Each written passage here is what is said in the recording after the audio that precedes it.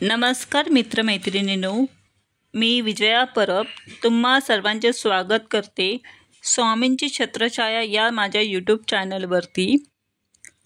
आजचा विषय आहे महामृत्युंजय मंत्राची रचना कशी झाली, कोणी केली महामृत्युंजय मंत्राची रचना, या मंत्राच्या शक्तीचा प्रत्यय कथा।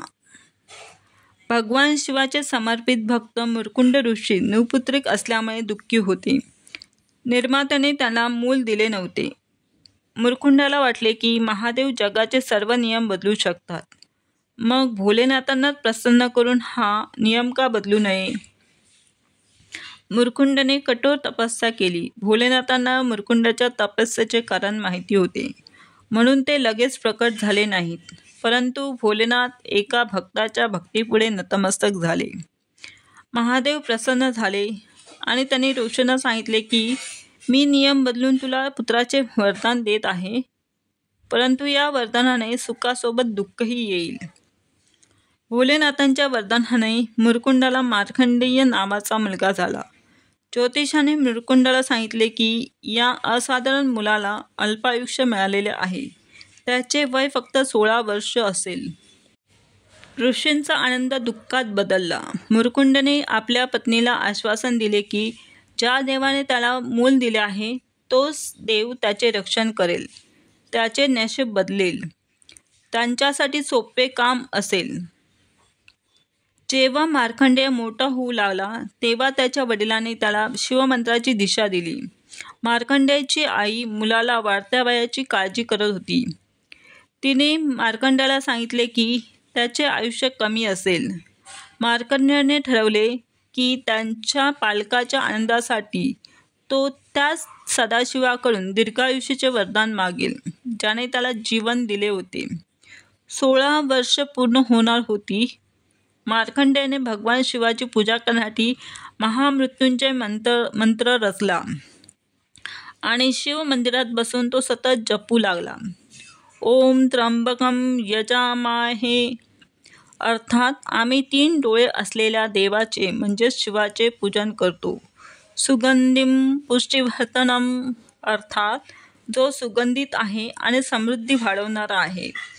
उर्वारुकमिवं बंधनामृतो मूर्ष्यामामृतात्, अर्थात जसा काकडीचा वेल फांदीपासून वेगळा होतो त्याचप्रमाणे आम्ही मृत्यू आणि अमरत्वापासून मुक्त व्हावे।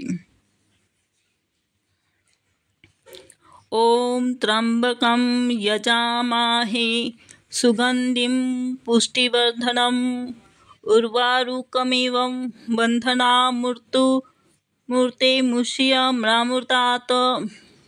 वेळ संपल्यानंतर यमराजाचे दूत त्याला घेऊन नेण्यासाठी आले। यमराजाच्या दूताने पाहिले की तो मुलगा महादेवाची पूजा करत आहे, तेव्हा ते काही वेळ वाट पाहत होते। मार्कंडेयाने सतत जप करण्याची प्रतिज्ञा केली होती। यमराजाच्या दूतांनी मार्कंडेयाला स्पर्श करण्याचे धाडस केले नाही आणि ते परतले। त्याने यमराजाला सांगितले की ते त्या मुलापर्यंत पोहोचण्याचे धाडस करू शकत नाहीत। यावर यमराज म्हणाले की मी स्वतः मुरकुंडाच्या मुलाला घेऊन येईन। यमराज मार्कंडेयाला घेण्यासाठी पोहोचले। जेव्हा मार्कंडेयाने यमराजाला पाहिले तेव्हा त्याने महामृत्युंजय मंत्राचा मोठ्याने जप करताना शिवलिंगाला मिठी मारली। यमराजाने त्या मुलाला शिवलिंगापासून दूर खेचण्याचा प्रयत्न केला, पण मंदिर मोठ्या गर्जनेने थरथरू लागले। एका तेजस्वी प्रकाशाने यमराजाचे डोळे दिपले। महाकाल स्वतः शिवलिंगातून प्रकट झाले। त्याने हातात त्रिशूळ घेऊन यमराजाला इशारा दिला आणि सांगितले की भक्तीमध्ये मग्न असलेल्या माझ्या भक्ताला ओढण्याची हिंमत तुझी कशी झाली। महाकालाच्या भयंकर रूपाने यमराज थरथर कापू लागले। ते म्हणाले, प्रभू, मी तुमचा सेवक आहे, तुम्ही मला जीवाचे प्राण घेण्याचे क्रूर काम सोपवले आहे। भगवान चंद्रशेखर यांचा राग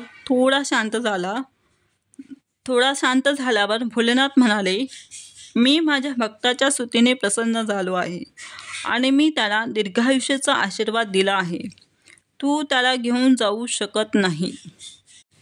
यम म्हणाला, प्रभो, तुमचा आदेश सर्वोच्च आहे. जो कोणी तुमचा भक्त मार्कंडेय यांनी रचलेला महामृत्युंजयाचे पठण करेल त्याला मी इजा करणार नाही. महाकाळाच्या कृपेने मार्कंडेय ऋषी दीर्घायुष्य झाले. त्यांनी रचलेला महामृत्युंजय मंत्र मृत्यूलाही हरवतो.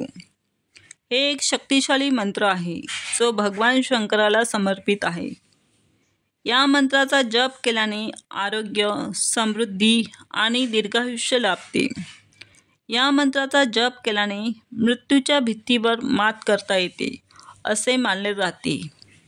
हा मंत्र आरोग्य, समृद्धी आणि आध्यात्मिक उन्नतीसाठी जपला जातो. जय श्री महाकाल. ओम नमः शिवाय. श्री स्वामी समर्थ.